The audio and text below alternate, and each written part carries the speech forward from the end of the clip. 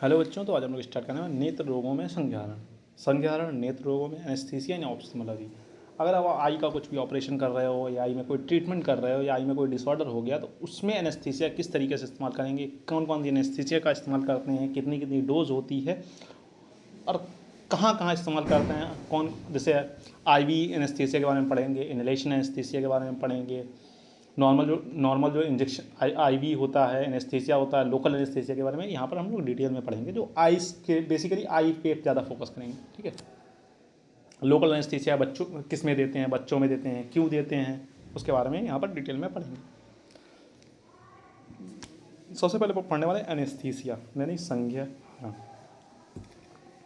refers to the procedure or the agent used to induce the loss of consciousness or the pain sensation during the surgical or the painful intervention। Basically anaesthesia का मतलब क्या है कि आपका पूरा consciousness मतलब आपकी जागरूकता जो है जो उस पार्ट पे बिल्कुल हटा दी जाएगी, वहाँ पर कोई भी पेन का सेंसेशन नहीं होगा या पेन का सेंसेशन नहीं होगा जिस समय आप सर्जिकल या सर्जरी कर रहे हैं या किसी चीज़ को निकाल रहे हैं।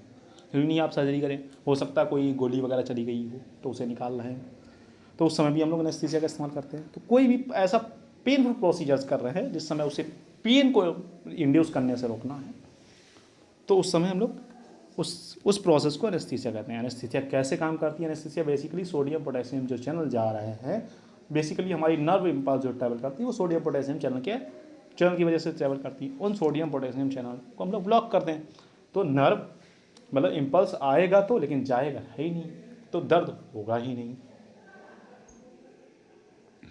इन नेत्र रोग चिकित्सा ophthalmology it is specially important during the शस्त्रकर्मा सर्जिकल प्रोसीजर सच एज आर्मा मतलब एक्सीजन, अगर कोई भी चीरा वगैरह लगा रहे हो, या पक्षमुकोप यानी ट्राइकेसिस सर्जरी कर रहे हो, या कफ अभिसंध कर रहे हो यानी क्रोनिक कंजक्टिवाइटिस का ट्रीटमेंट कर रहे हो, तो वो बहुत ज़्यादा पेनफुल होता है। तो उस समय हम लोग क्या करते हैं? एनेस्थीसिया का प्रयोग करते हैं, मतलब संज्ञाहरण चीज़ों का उपयोग करते हैं। क्यों करते हैं? क्योंकि पेशेंट को अगर बहुत ज़्यादा पेन होगा तो पेशेंट दोबारा नहीं आएगा तुम्हारे पास अगर आप एनेस्थीसिया का इस्तेमाल नहीं करोगे। आप मान लो किसी के हाथ में आपको टाँके लगाने हैं, आप सीधा टाँका लगा दोगे, मरीज़ दोबारा नहीं आएगा। उसके लिए लोकल एनेस्थीसिया लिग्नोकेन आपको चलाना ही पड़ेगा। लिग्नोकेन, वोपिवेकेन, इस प्रकार की एनेस्थीसिया लगानी ही पड़ेंगी। क्यों लगानी पड़ेंगी? क्योंकि जिससे उसको पेन में रिलीफ मिले, आप आराम से सर्जरी कर पाओ। वरना पेशेंट बहुत ऐसे होते हैं, अगर आपने सीधा सर्जरी कर ली तो आपको मार भी सकते हैं, क्योंकि जिसको दर्द होगा वो उठ के भाग जाएगा, वो दोबारा आएगा नहीं। डॉक्टर बड़ा निर्दयी है। उसके लिए एनेस्थीसिया का इस्तेमाल करते हैं। Types of anaesthesia use in ophthalmology. Ophthalmology में कौन कौन सी एनेस्थीसिया का इस्तेमाल करते हैं? सबसे पहले है local anaesthesia use in minor and intermediate ophthalmic surgery, मतलब नॉर्मल अगर माइनर सर्जरी वगैरह करनी है उसके लिए हम लोग इसका इस्तेमाल करते हैं।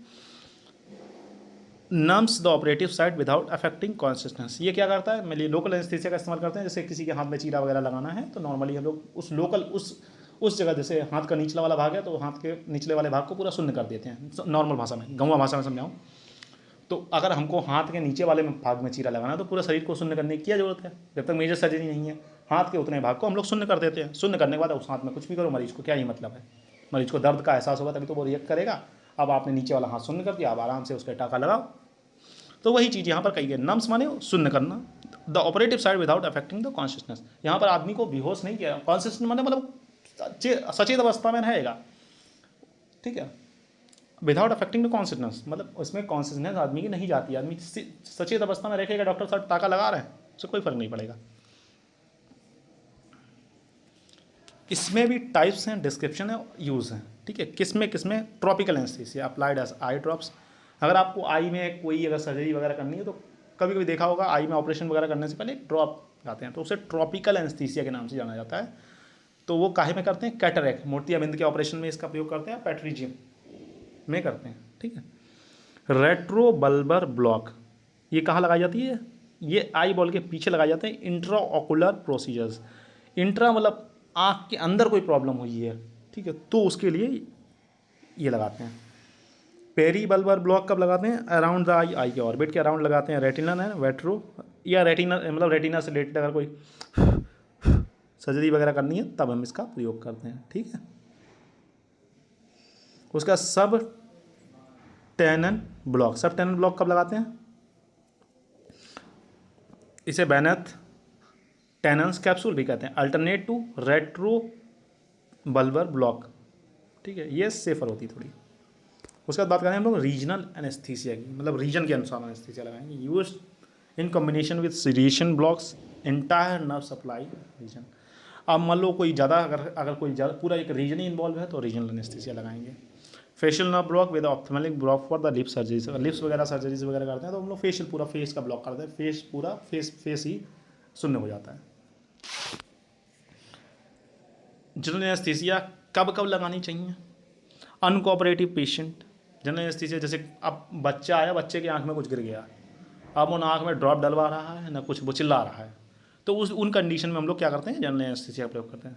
चिल्ड्रन और मेंटली चैलेंज, कोई पागल अगर आदमी आ गया या कोई मतलब बहुत ही मतलब कभी कभी पेशेंट ऐसे आ जाते हैं जिनको आपको कॉपरेट मतलब बिल्कुल कॉपरेट नहीं करेंगे, तुम कहोगे ड्रॉप डलवा, वो ड्रॉप आप कुछ ना डलवाएं, तो उनके लिए हम लोग जनरल एनेस्थीसिया का प्रयोग करेंगे। मेजर ऑकुलर ट्रॉमा, अगर कोई आँख में कोई बहुत भयंकर इंजरी हो गई है, आपको लगता है कि बहुत लंबे समय तक ये प्रोसीजर चल सकता है, तो वहाँ पर आपको जनरल एनेस्थीसिया लगानी पड़ेगी, लोकल एनेस्थीसिया से काम नहीं चलेगा। परफोरेटिंग ग्लोब इंजरीज, मतलब बहुत परफोरेटिंग टाइप की इंजरी हो गई हो, कॉजेज टोटल इनकॉन्शियसनेस, इसमें क्या होता है पूरी तरीके से हम अनकॉन्शियसनेस हो जाता है। अब कौन कौन से ड्रग्स होते हैं एनेस्थीसिया नेत्र रोग में, खासकर आई से रिलेटेड? तो लिग्नोकेन चलता है, जो कि मैंने कहा लिग्नोकेन, बुपी, वाकेन चलता है, ठीक है। लिग्नोकेन होता है वो शॉर्ट होता है, मतलब ठीक है 10-15 मिनट तक आराम से ये रह लेगा। पेरीबल्बर या रेट्रोबल्बर वाले में अगर कोई प्रॉब्लम है तो आप लगा सकते हैं। अगर आपको बहुत लंबी सर्जरी करनी है तो आपको वोपी वेकेन लगाना पड़ेगा, जो कि 0.5%, ये अमाइड ग्रुप से आता है, ये लंबे समय तक काम करता है, लगभग 1-2 घंटे तक काम करेगा, तो आराम से 1-2 घंटे में आप सर्जरी वगैरह कर सकते हैं और लंबे समय तक सर्जरी चल रही है। प्रोपाकेन, प्रोपाकेन क्या है? स्टर है, ये शॉर्ट में, ये ट्रॉपिकल एनेस्थीसिया के रूप में आप इसका प्रयोग कर सकते हैं, या तो आप लिग्नोकेन इस्तेमाल करें या तो आप प्रोपाकेन इस्तेमाल करें।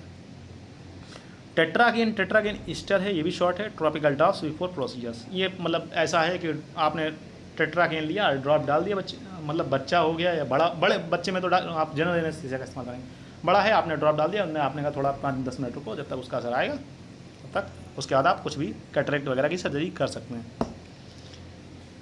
अब लिग्नोकेन के साथ एड्रेनलिन, कभी कभी कॉम्बिनेशन भी आजकल डॉक्टर इस्तेमाल करने हैं, लिग्नोकेन तो इस्तेमाल करना है, उसके साथ में एड्रेनलिन भी इस्तेमाल करना है। कॉम्बिनेशन में भी use to prolong the effect of the and reduce bleeding. Adrenaline क्या करेगा? ब्लीडिंग होने से रोकेगा, और लिग्नोकेन क्या करेगा? लिग्नोकेन के इफेक्ट को भी बढ़ाएगा, मतलब ज़्यादा समय तक उस चीज़ को शून्य रखेगा, मतलब वहाँ पर दर्द का एहसास को बहुत लंबे समय तक नहीं होने देगा, और साथ में ब्लीडिंग को भी रोकेगा। तो आजकल कॉम्बिनेशन भी इस्तेमाल कर रहे हैं डॉक्टर वगैरह, लिग्नोकेन और एड्रेनलिन का इस्तेमाल कर रहे हैं डॉक्टर, ठीक है। एडजुवेंट ड्रग्स क्या होते हैं? ड्रग्स एक्शन और उनके यूज़ के बारे में। सबसे पहला है हमारा एड्रेनलिन। एड्रेनलिन क्या है? वेसोकंस्ट्रिक्टर प्रोलॉन्ग लोकल एनेस्थीसिया, ठीक है। एड्रेनलिन का इस्तेमाल क्यों करते हैं? ये वेसोकंस्ट्रिक्टर है, यानी खून अगर कहीं पर आपको लग रहा है कि ब्लीडिंग बहुत ज़्यादा हो सकती है तो एड्रेनलिन साथ में भी इस्तेमाल कर सकते हैं, एड्रेनलिन अकेले भी इस्तेमाल कर सकते हैं, ठीक है, ये भी anaesthesia. Hyaluronidase increase tissue permeability, helps diffusion in the blocks, ठीक है। एट्रोपिन भी हम लोग लगाते हैं, ठीक है। एंटीकोलिनर्जिक है, ये वेगल रिस्पॉन्सेस को प्रिवेंट करने के लिए, अगर वेगस नर्व से रिलेटेड कोई एनेस्थीसिया लगानी है तो हम लोग एट्रोपिन का इस्तेमाल करते हैं।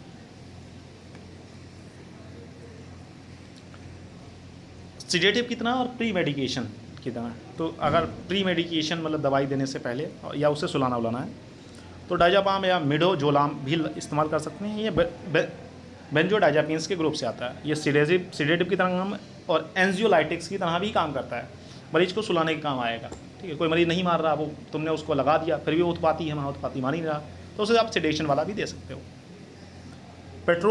पेट्रोजोसिन और फेंटेनी ओपोइड्स में है, ये बहुत ज़्यादा सीवियर पेन हो रहा है तो उस समय हम लोग चलाते हैं। ये ओपोइड्स ग्रुप से आता है, इसलिए इसे प्रेफर नहीं करते हैं क्योंकि कहीं ना कहीं आगे जाके प्रॉब्लम हो सकती है, ठीक है।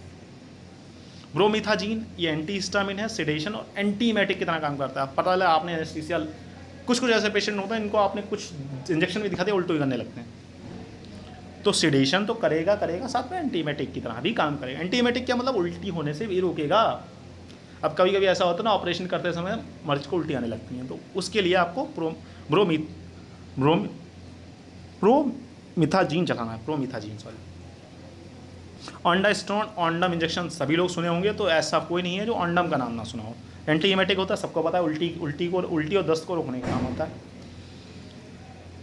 ठीक है। पेरिस्टाल्टिक मूवमेंट को बेसिकली स्लो करता है। कैसे स्लो करता है इसके बारे में जब हम ड्रग्स पढ़ेंगे फार्माकोलॉजी में, तो वहाँ पर मैं आपको इसके एक एक ड्रग को डिटेल में पढ़ाऊँगा, जो मतलब आपको अपनी मतलब जनरल प्रैक्टिस में काम आने वाली, उन एक एक ड्रग को डिटेल में पढ़ाऊँगा एक समय, ठीक है। प्री ऑपरेटिव नोजिया प्रिवेंशन, यानी कि ऑपरेशन से पहले, कभी कभी ऐसा ना हो ऑपरेशन होने जा रहा, मरीज़ पहले उल्टी करे बैठा है, तो उसको रोकने के लिए हम लोग ऑंडास्ट्रोन लगाते हैं, ठीक है। ये तो बहुत कॉमन है, तो सबको पता होगा। जनरल एस्थेटिक एजेंट कौन कौन से होते हैं और किस तरीके से इस्तेमाल करते हैं, उनका क्या एक्शन होता है, उसके बारे में हम लोग पढ़ेंगे। सबसे पहला होता है थायोपेंटेन सोडियम, आईवी के रूप में इसका इस्तेमाल करते हैं। रैपिड इंडक्शन, मतलब बहुत जल्दी काम करेगा। प्रोपेफोल, आईवी की तरह कोई कॉन्सेप्ट और शॉर्ट एक्टिंग, जल्दी से काम करेगा, जल्दी खत्म हो जाएगा, ठीक है। बहुत जल्दी शुरुआत करेगा, मतलब 1 मिनट के अंदर काम करना शुरू किया और 5-10 मिनट तक काम करेगा, खत्म, ठीक है। हेलोइथेन या आइसोफ्लोरिन, इनहेलेशन की तरह ये करता है मेंटेनेंस ऑफ जीए, ये जनरल एनेस्थीसिया को मेंटेन करेगा बेसिकली। नाइट्रस ऑक्साइड जो होता है N2O, इनहेलेशन के एडजेसेंट ऑफ जीए, मतलब जनरल एनेस्थीसिया का एक अल्टरनेटिव की तरह कह सकते हो उसे।